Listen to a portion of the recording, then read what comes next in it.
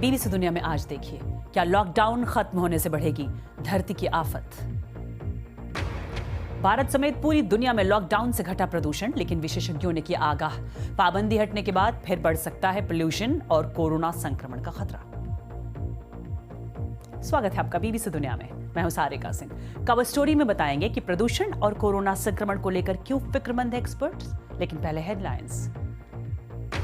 आंध्र प्रदेश के विशाखापट्टनम में बड़ा हादसा, एलजी पॉलीमर प्लांट से तड़के लीक हुई खतरनाक गैस, 11 की मौत, सैकड़ों बीमार, मरने वालों के परिजन को 1 करोड़ का मुआवजा देगी राज्य सरकार।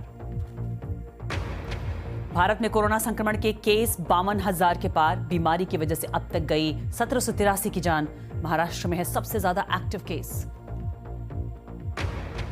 संयुक्त राष्ट्र ने किया आगाह, कोविड-19 की वजह से दुनिया के सामने अकाल का खतरा। अब तक संक्रमण की चपेट में आ चुके हैं दुनिया भर में 37 लाख से ज्यादा लोग, 2,64,000 से ज्यादा की मौत। अमेरिका के बाद अब जापान ने भी दी रेमडेसिविर दवा से कोरोना के मरीजों के इलाज को मंजूरी। एक ट्रायल के मुताबिक इबोला के इलाज में काम आने वाली इस दवा से जल्द ठीक होते हैं कोरोना वायरस संक्रमित लोग। अमेरिका में कोरोना वायरस ने बढ़ाई बेरोजगारी। मार्च से अब तक 3 करोड़ 30 लाख लोगों ने गंवाई नौकरी। हर 5 में से एक परिवार के सामने खाने पीने की दिक्कत। इनमें से कुछ अहम खबरों की चर्चा आज बीबीसी दुनिया में।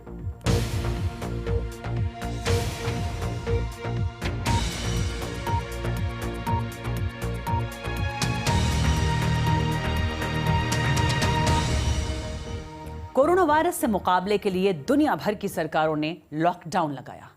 इंसानों के बाहर निकलने और कामकाज पर लगी बंदिशों ने प्रदूषण के जिन्न को भी मानो किसी बोतल में बंद कर दिया। पर अब धीमे धीमे पाबंदियां हटाई जा रही हैं और विशेषज्ञों को फिक्र है, इससे प्रदूषण का स्तर पहले से ज्यादा बढ़ सकता है और बढ़ सकता है खतरा भी।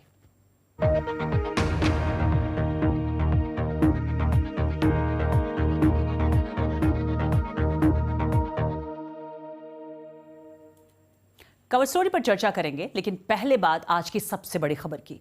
आंध्र प्रदेश के विशाखापट्टनम में एक प्लांट से जहरीली गैस लीक होने के कम से कम 11 लोगों की मौत हो गई है। इससे सैकड़ों लोगों को सांस लेने में तकलीफ के कारण अस्पतालों में भर्ती करवाया गया है। इनमें से कई को इलाज के बाद छुट्टी दे दी गई है, जबकि कई गंभीर मरीज अब भी अस्पताल में हैं। किंग जॉर्ज अस्पताल के डॉक्टरों का कहना है कि 86 लोगों को वेंटिलेटर पर रखा गया है। घटना गुरुवार तड़के की है, जब लोग नींद में थे तभी एलजी पॉलीमर्स प्लांट से स्टाइरिन गैस लीक हुई। जैसे ही ये गैस लोगों की सांस में गई, उनका दम घुटने लगा। गैस का रिसाव कैसे हुआ ये अब तक पता नहीं चला है, मगर पुलिस ने प्लांट के प्रबंधन के खिलाफ मामला दर्ज कर लिया है।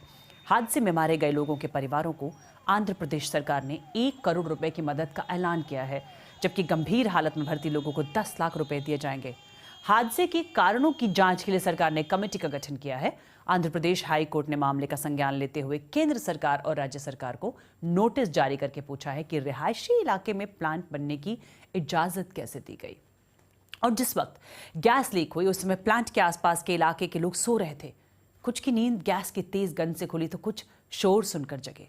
अस्पताल में भर्ती भानुप्रिया नाम की एक लड़की ने बताया कि उनका गांव तबाह हो गया है। मेरा नाम भानुप्रिया है। हम RR वेंकटपुरम में रहते हैं।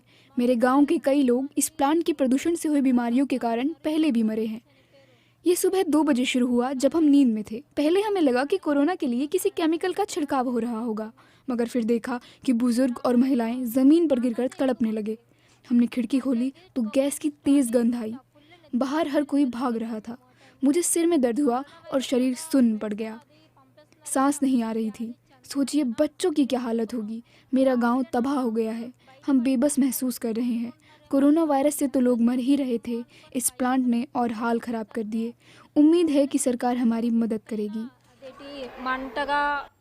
गैस लीक से प्रभावित वो पीड़ित जो अपनी आप बीती बताने की स्थिति में हैं, वो दर्द भरी कहानियां बयान कर रहे हैं। और इस पूरे मामले में प्रशासन का क्या कहना है, ये पता करने के लिए बीबीसी संवाददाता दीप्ति बतिनी ने अधिकारियों से बात की।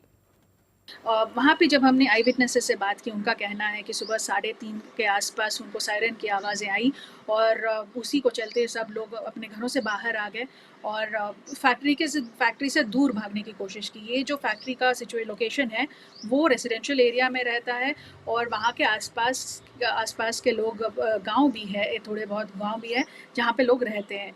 तो वहाँ के लोग सभी लोग बाहर आ गए और पुलिस भी, जो पहले प्रायोरिटी था पुलिस और सरकार का भी, कि वहाँ पे इवैक्यूएशन कर दे, लोगों को वहाँ से आसपास से निकाल दे और एक सेफ जगह लेके जाए। अभी जो वहाँ पे माहौल जो हमको पता चल रहा है कि पहले इस बात का जो है इंश्योर कर रहे हैं कि वहाँ पे कोई केमिकल ट्रेसेस ना हो, तभी लोगों को वापस अपने घर जाने की इजाज़त दी जाएगी। और इंडस्ट्रीज मिनिस्टर का मानना है कि जो कंपनी है एलजी पॉलीमर्स जो कंपनी है, इस पूरे मामले में उनको जिम्मेदारी लेनी पड़ेगी और उनको एक्सप्लेनेशन प्रूफ ऑफ बर्डन भी उन्हीं के ऊपर होगा। प्रोटोकॉल्स फॉलो नहीं किए गए थे या क्या हुआ था, मामला अभी देखना पड़ेगा कि आगे जाके सरकार और ये एलजी कंपनी जो है किस तरह से इसके ऊपर रिपोर्ट देगी। और अब बात उस आशंका की जिससे दुनिया भर के पर्यावरण विशेषज्ञ और डॉक्टर चिंतित हैं। भारत समेत कई देशों में लॉकडाउन के दौरान एक बदलाव देखा गया। आसमान साफ हो गया, हवा सांस लेने लायक हो गई, धरती की रंगत बदलने लगी। खासतौर पर दुनिया में सबसे प्रदूषित शहरों में से एक राजधानी दिल्ली में प्रदूषण के स्तर में कमी आई। अब जब लॉकडाउन में धीरे धीरे ढील दी जा रही है तो डर बढ़ रहा है कि प्रदूषण भी बढ़ेगा, वायरस फैलने का खतरा भी बढ़ेगा। बीबीसी संवाददाता दिव्या आर्य की रिपोर्ट। स्मॉग के पर्दे के पीछे छिपा दिल्ली का इंडिया गेट, दुनिया के सबसे प्रदूषित शहरों में से एक, अब ठीक से सांस ले पा रहा है। सर्दी के सलेटी महीनों की भयावह तस्वीरें लॉकडाउन के बाद गर्मी के नीले आसमान में बदल गई हैं। कुछ लोगों के लिए ये ताज़ी हवा का झोंका बेशकीमती है। अम्ब्रीना पिछले 5 साल से एलर्जिक ब्रोंकाइटिस के लिए दवा लेती रही हैं। जिस तरह से मेरी खांसी में कमी आई है या मुझे जो बाकी और परेशानियां थी सांस लेने में, जैसे बहुत खांसते खांसते सांस नहीं आना, तो ये सारी चीज़ें जो हैं वो इधर कम हुई हैं क्योंकि हवा साफ है इस लॉकडाउन के दौरान और आप बाहर अपने बालकनी पे आके सांस ले सकते हैं, उस ताज़ी और उस साफ हवा को महसूस कर सकते हैं। कुछ एक रिक्शा वाले या ज़रूरी सेवाओं जैसे पुलिस के अलावा दिल्ली में ट्रैफिक ना के बराबर रहा है क्योंकि स्कूल, दफ्तर, दुकानें और उद्योग बंद रहे। मैं दिल्ली में ही पली बढ़ी। यहाँ की गर्मियों में खूब धूल उड़ती है, आसमान का रंग सफ़ेद होता है, पर प्रदूषण सर्दी के मुकाबले कम होता है। लेकिन ये तो कुछ और ही है, मानो किसी ने अंदर तक जाकर सारी मैल साफ कर दी हो। एयर क्वालिटी एक्सपर्ट्स के मुताबिक दिल्ली की हवा इतनी साफ कभी नहीं हुई। कुछ शहरों के निवासियों को मानो अपना पड़ोस दोबारा जानने को मिला जब वो एक सुबह उठे और सामने हिमालय की चोटियों का नजारा था। शायद इससे कम लेवल अभी तक मेरी जानकारी में मैंने आज तक कभी नहीं देखा। क्लीन ओपेक हो गया है स्काई, ट्रोपोस्फियर के अंदर भी एरोसोल की मात्रा कम हो गई है, तो विजिबिलिटी जो है, not only horizontal visibility but vertical visibility भी बहुत अच्छी हो गई है। लॉकडाउन के दौरान सांस से जुड़ी बीमारियों के लिए अस्पताल के इमरजेंसी वार्ड में जाने वालों की तादाद लगभग आधी हो गई, पर अब जब पाबंदियों में ढील दी जा रही है, ये जल्दी बदल सकता है।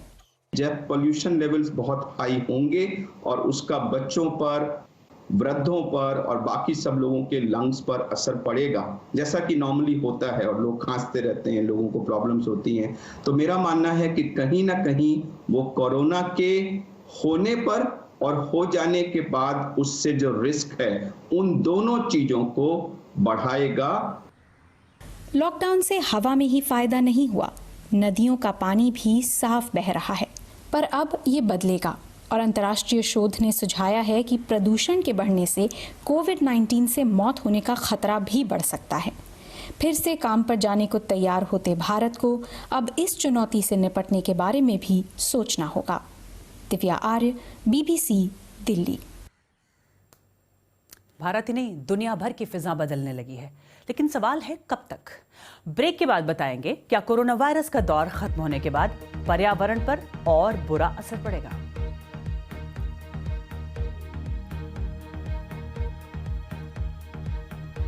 और अमेरिकी राष्ट्रपति डोनाल्ड ट्रंप ने फिर साधा चीन पर निशाना। बीबीसी दुनिया में अब भी बहुत कुछ है बाकी।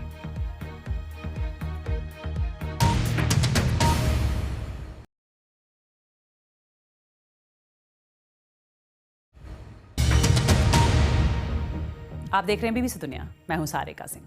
विशेषज्ञों का कहना है कि एक बार जब दुनिया कोरोना वायरस से लड़कर वापस पटरी पर आ जाएगी तो अर्थव्यवस्था को पटरी पर लाना सबकी प्राथमिकता बन जाएगी।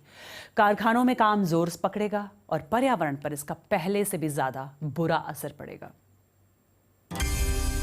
इस वक्त दुनिया को कोरोना वायरस से बचाना सरकारों की सबसे बड़ी प्राथमिकता है। पूरा ध्यान इस बात पर है कि कैसे लोगों की जान बचाई जाए। इस महामारी से बचने के लिए सरकारों ने लॉकडाउन का सहारा लिया। इसके तहत लोगों ने यात्रा करना, घरों से बाहर निकलना बंद कर दिया, जिसका साफ असर पर्यावरण पर देखा जा सकता है। हमने कई इलाकों में जानवरों को सड़कों पर निकलते देखा, लेकिन पर्यावरण पर तो और भी सकारात्मक प्रभाव पड़ा है। नाइट्रस ऑक्साइड बहुत हानिकारक गैस है जो गाड़ियों के चलने से पैदा होती है। इटली के दूसरे सबसे बड़े शहर मिलान में पिछले साल के मुकाबले इसमें 40% की कमी देखी गई और ऐसा दुनिया के कई शहरों में भी देखा गया। फैक्ट्रियों के बंद होने के कारण कार्बन डाइऑक्साइड गैस के उत्सर्जन में भी कमी आई है। जलवायु परिवर्तन का मुख्य कारण कार्बन डाइऑक्साइड ही है और इसके उत्सर्जन में चीन पहले नंबर पर है। दूसरे नंबर पर अमेरिका है, लेकिन चीन उसके मुकाबले 2 गुनी से भी ज्यादा कार्बन डाइऑक्साइड उत्सर्जित करता है। इस साल फरवरी में जब चीन में कोरोना वायरस अपने चरम पर था, तब पिछले साल के मुकाबले 25% कम कार्बन उत्सर्जन हुआ। कोयला जलाने का भी पर्यावरण पर बहुत बुरा असर पड़ता है, उसमें भी 36% की कमी देखी गई थी। तो कुल मिलाकर ये थे पर्यावरण पर पड़ने वाले कुछ अच्छे प्रभाव जो पृथ्वी को खूबसूरत बनाने में अपना योगदान दे रहे हैं।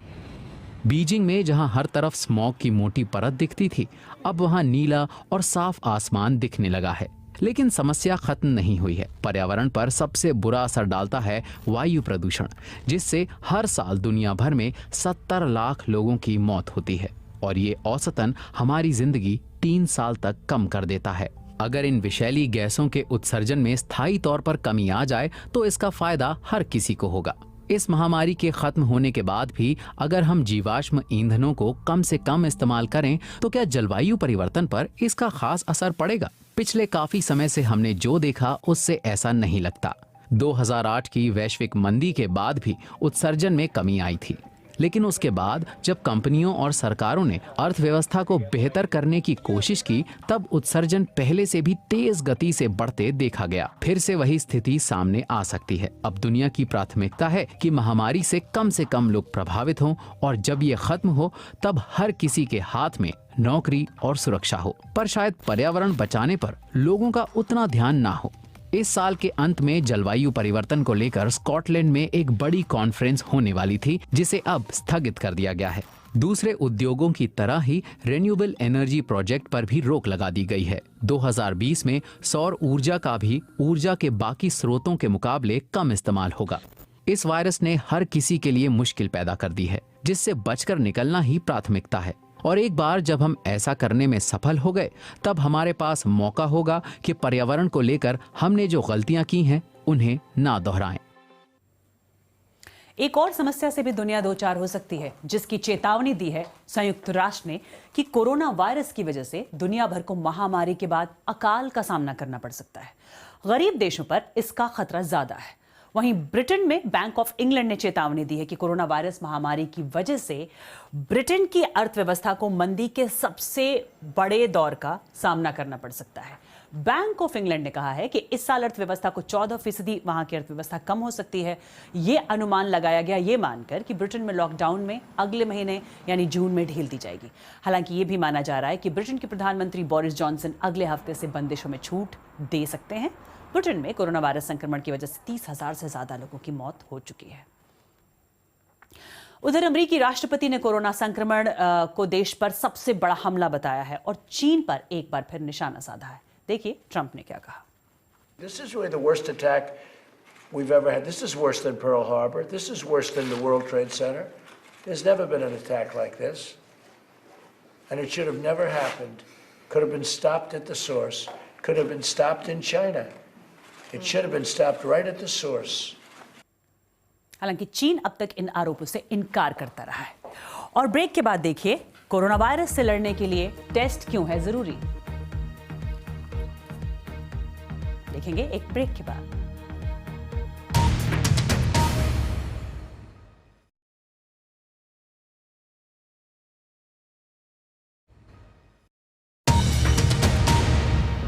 आप देख रहे हैं बीबीसी दुनिया, मैं हूं सारिका सिंह। कोरोना महामारी से निपटने के लिए तमाम देशों ने जो रणनीति बनाई, उसमें टेस्टिंग सबसे अहम है। दुनिया भर के देश अलग अलग तरह से कोरोना वायरस की जांच कर रहे हैं। दक्षिण कोरिया और जर्मनी ने तो जल्दी शुरुआत कर दी थी और इसका उन्हें फायदा भी हुआ। वहीं दूसरे देश जिन्होंने टेस्टिंग में देरी की या कम टेस्टिंग की, वो अभी भी संघर्ष कर रहे हैं। आइए जानते हैं टेस्टिंग कैसे काम करती है और ये इतना जरूरी क्यों है। कोरोना वायरस को मात देने के लिए हमें पता लगाना होगा कि कितने लोग कैसे संक्रमित हो रहे हैं। वायरस का पता लगाने के लिए टेस्टिंग किया जाना बहुत महत्वपूर्ण है। इससे पता चल सकता है कि कौन संक्रमित हो सकता है और संक्रमण फैलने से रोकने के लिए किसे सख्ती से अलग थलग रखना जरूरी है।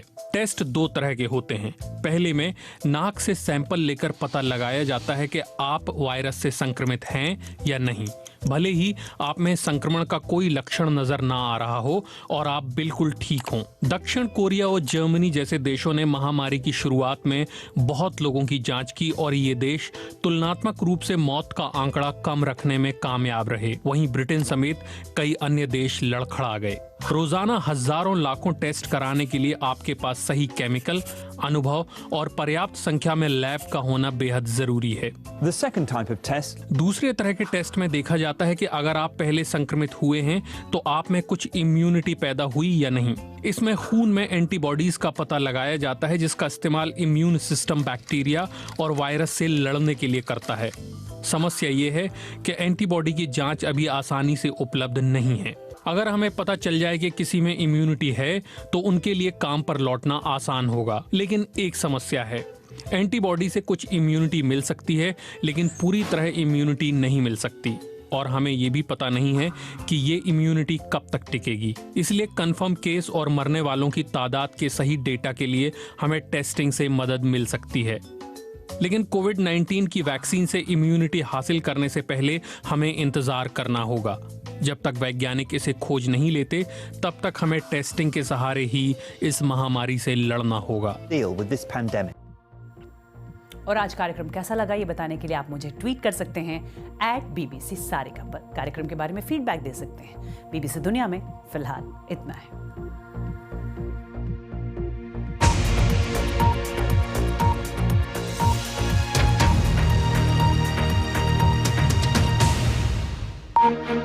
Thank you.